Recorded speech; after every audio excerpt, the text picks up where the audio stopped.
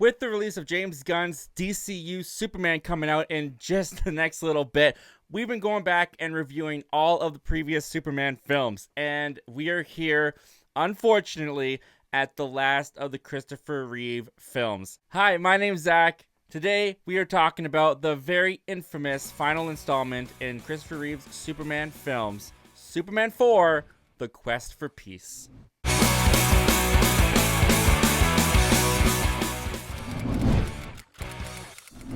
Like many of you, I started this YouTube channel because I cannot watch a movie without needing to talk about it afterwards. And if that sounds like you, you're in the right place. Consider hitting that subscribe button. Also, while I'm talking, fill the comment sections up with your thoughts on Superman 4, The Quest for Peace. What do you think of this one? Do you think it's a pile of crap like a lot of people? Are you a defender of this film? Did you watch it when it first came out? Have you never seen it until now? Comment down below. I'd love to hear your story. Now, going into Superman 4, Quest for Peace, I have seen this film before. I have seen it once before and never looked back. Like a lot of people, I never bothered to go back to this film until the watching for this review series. And I think it's important to kind of point out that with Superman 4, Christopher Reeve, like many of us, was not happy with Superman 3. And at this point, the rights to Superman have been sold to a new company called Cannon Films. And basically, they had no money, which is evident when you watch Superman 4, The Quest for Peace. But there was a lot of variables. There was a lot that went in to Superman 4 coming out as the disaster that it was. The most disappointing thing about Superman 4, though, when you watch this film, is Christopher Reeve. Not only is this the last time that Christopher Reeve put on the cape, not only is this the last time we saw him as Superman, but he has a story credit on this film, because Christopher Reeve was kind of an activist at this time about nuclear weapons and everything that was going on at this time with nuclear war. So this film is very timely for the time that it was made.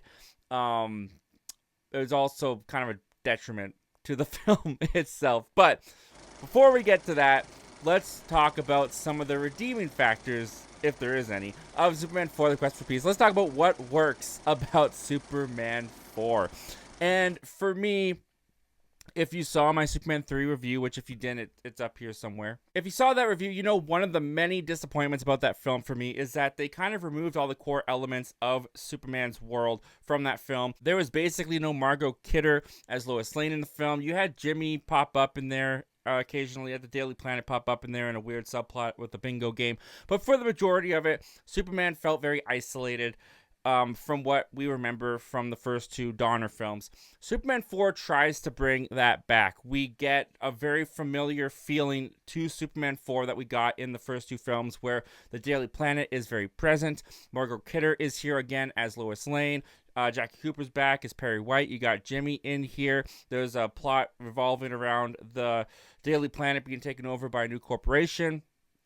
The tone of it also goes back to the Donner films a bit more, where it does have a more earnest feeling towards the story. It's a little bit more heavy-handed than the first two Superman films were, and it's definitely one-sided with Christopher Reeve's political views at the time, but it at least has a vision. It at least has a direction that they're going in. Also, Gene Hackman is back here as Lex Luthor, which is a very welcome presence to this film as well. Seeing Christopher Reeve and Gene Hackman go back at it again as Lex and Superman was just a very warm, welcoming feeling. And Christopher Reeve, of course, being Superman in this film. We'll get a little bit more into his character in what didn't work for me, but whenever you got Christopher Reeve on the screen as Superman, it's just a nice presence. He has that confidence. He has that gentleness. He brings that warmth to the character. And even here, while I think it's his weakest performance as the character, he still works well enough as Superman. He gets some nice speeches in here at the UN talking about no longer being a visitor, how Earth is his home now. As of today, I'm not a visitor anymore, because the Earth is my home too. I like that moment with Superman. You know, getting Margot Kidder, Lois Lane back in here with the Clark and Superman dynamic. It's nice to go back to those moments of the Donner film that I felt their absence in Superman 3, and I felt like Superman 3 was worse for their absence. The fact that they try to get back to it here, I appreciate that. All right, let's talk about what doesn't work. Let's talk about what doesn't work about Superman 4, The Quest for Peace. And there's a long laundry list of things to talk about here. First of all, I guess mentioning the cast coming back, Margot Kidder and all of them coming back into the fold. It's nice to have the familiar faces and the characters interacting once again, but the magic's gone.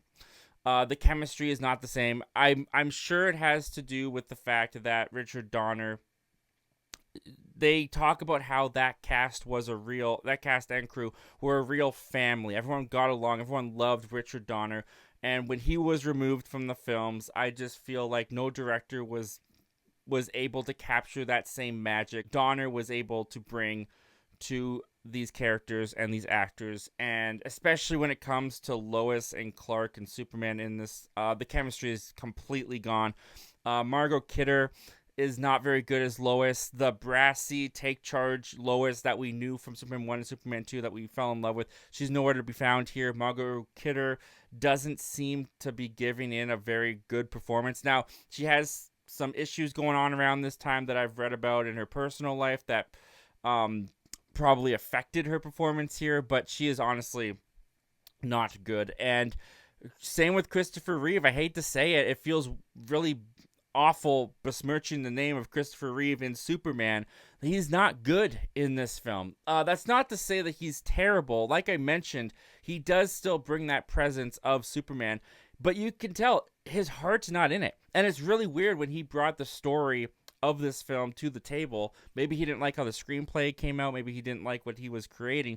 The people that made it, the producers, Golan-Globus, ran out of money pretty much a month into shooting. So we could not, we weren't able to make what was in the script. The real heartbreak came when I actually ran into Christopher Reeve in New York City, and I said, so, you know, what's up with the movie? And he said, well, it's a mess. And I was just absolutely crestfallen. But you can feel his passion is not there. The charm is not there. The youthful, kind of bright energy that he brought in the first two films as Superman, I don't think Superman cracks a smile in this film. Christopher Reeves just feels like he's going through the motions. Even his Clark Kent feels downplayed. He's not amping up the Clark Kentisms like he was in the first two Donner films. He's still clumsy, but it's all half-heartedly done.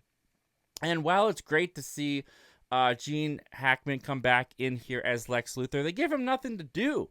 Sure, he creates Nuclear Man. We'll talk about that in a second.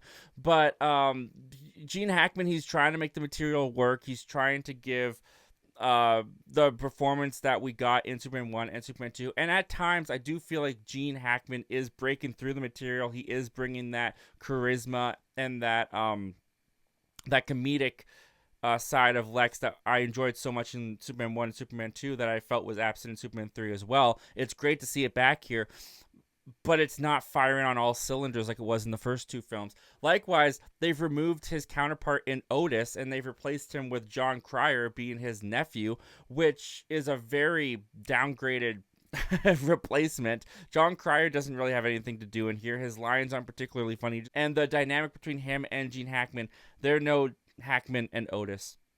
And for a film that is the shortest in the Superman series, it's only an hour and a half long, they definitely try to put way too many subplots in here that many of them go nowhere, where at the beginning of the film, we are introduced to Clark back on Smallville. He's trying to sell Kent Farm, but he won't sell it to big businessmen who want to turn it into a strip mall or anything like that. Well, I'm sorry, Mr. Hornsby. I don't want to sell this place to a big developer. That goes nowhere. We never go back. We never know if Clark sells the farm or not. We never know what happens with that. There's a love triangle going on between Clark and Superman and Lois and this new girl at the Daily Planet that is one of the partners of the people that just bought it, who is interested in Clark. That subplot goes nowhere. Well, it goes to space, but we'll get there in a minute. And there's even like a subplot of Clark dealing with the fact that he's losing his powers because of Nuclear Man, the fight they had, Nuclear Man scratches him and he starts to like get decrepit and he's like basically decaying away. He just grabs a crystal he finds at the beginning of the film for some odd reason, and then he's fine. He's fine, which I also had that complaint in Superman 2, but at least there was a Donner cut to explain that a little bit further. There's nothing here. Everything feels so rushed. Everything feels like a cheap rehash of what we'd seen before. And really, the opening credits of this film speak volumes, because while we had this epic orchestra playing behind the titles in the first film and the second film with John Williams' score, and you get the names flying through space and you just felt like you were going on this epic adventure, the titles here look like you're about to watch a fan film made by some kids in high school. I mean, it just speaks volumes. It is the epitome of just how cheap this film went. Speaking of cheap, the fact that this is a new studio, that when they made this film, they basically made it with no money. It's so evident on the screen when it comes to these effects. These effects are the single worst effects I think that have ever been placed in a comic book movie, where they use one single shot of Superman flying the entire time. They put it in front of a green screen. The compositing is off. You can almost see the blue halo around them, especially when he's fighting Nuclear Man. You can see the blue halo around the characters. It is really atrocious. And when you look at what they did in 1978, what they were able to accomplish even in 1980 with Superman 2, and to an extent some of the stuff they did with the rigging work on Superman 3, the downgrade here is appalling. And there's definitely some images, there's some effects that I think do look decent, like when Superman's collecting all the nukes and putting them in the net in space, which that in and of itself is ridiculous and stupid, but the matte painting work there, it doesn't look awful. What is awful is the villain here, which of course is Nuclear Man. And it's not that Nuclear Man in and of himself is a terrible villain, which he is. But he also, I never realized until I rewatched it how late in the game Nuclear Man really comes in this film. How little importance to the story he is there, where he's created by Lex. He doesn't pop up until an hour to fight Superman in the film, and by that point there's only half an hour of the film left, and that's the length of like a television episode of a Superman series, and that's exactly how it plays out in this film. It feels like the villain of the week for Superman, and there's nothing about Nuclear Man that is impressive, that is interesting. His powers, they don't make any sense. He's got these long fingernails that he can scratch at Superman with, and I guess take away his powers temporarily. But the single worst thing about Nuclear Man is his vulnerability, where all you have to do is put him in the shade. All you have to do is take the sun away, and Nuclear Man just... Oh no! He's like cold. Of course he is. That's his vulnerability. He gets his energy from the sun. He just dies. He shuts off like a robot, like someone switched off the power, just doom. Like, it's so ridiculous. There's no tension. Not that there's any tension in these fights anyway. Superman and Nuclear Man fighting in this is beyond ridiculous. They just kind of fondle each other and wrestle around as they fall off buildings. It's atrocious. But the single worst thing about this film is that there is a lack of any care put into it. And I don't want to criticize people who went out and made a film. I can't even imagine how hard of a production a Superman film really is to make. And the level of story and scope that they're trying to accomplish here, it's a huge task, especially with the string the little budget that they had to work with at the time. But there's a moment in this film where Nuclear Man takes the girl who's going after Clark the whole movie. He sees her face on a newspaper, decides that he likes her, and brings her out into outer space as he is fighting Superman. And she's fine. She doesn't need air. And that to me shows a lack of just care put into this film. The fact that no one thought, hey, that's not going to work because she's a human and she can't breathe in space. Everything about this movie is a cheap attempt to rehash and impersonate what Superman 1 and Superman 2 did.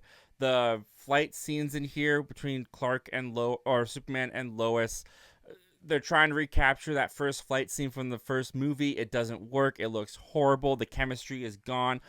The worst part about that scene for me is Superman does the forget me kiss again, which I didn't like at the end of Richard Lester's theatrical cut of Superman 2, the whole kissing them to make Lois forget he's Superman. The fact that this movie kind of shows that he abuses that power on possibly a regular basis, where he doesn't know what to do about the nuclear situation. He's conflicted, so he grabs Lois as Clark, jumps off the building, turns into Superman, like there wasn't a better way for him to show her that he's Superman. Clark? Clark, things aren't that bad. Clark, stop! And then when she gives him the advice that he needs or the help that he needs, he kisses her to make her forget again. It's awful. It takes away any romantic wanting that I have for them to get together, because that's almost just like emotional abuse at that point. And it's a bad look on Clark. It's a bad look on Superman. It's a bad look on this film. This film is a bad look on everything in and of itself for this franchise. It is truly, truly disappointing to go back and see just where the Christopher Reeve films ended up. The fact that this is the last one we ever got, the fact that this is the last film that Christopher Reeve ever did, it's just sad. It doesn't make me mad to watch this. At times, I can buy into the so bad it's good elements of this film, but for the majority of this film, it's just a real depressing rewatch. Everything they attempt to try and fix and retroactively go back to from Superman 3 is hollow, is cheap, is a cheap impersonation of what it used to be. This is a very depressing watch, and it is a strong not recommend. Do not go back to Superman 4: The Quest for Peace. If you haven't seen it, I don't recommend it, but, you know, it's so infamously bad, you kind of do have to see it for yourself. Other than that reason, though, this is a strong not recommend, and it is a bummer that this is how the Christopher Reeve Superman series is going out. If you like this video, I got a full playlist over there of the Superman reviews you can check out if you want to catch up. We've got some Marvel content down there if you want to jump to the other side of the fence, and that is the most recently uploaded video to the channel. As always, guys, thank you so much for watching. Don't just watch movies, talk movies. I'll see you guys very soon for Superman Returns. Take care.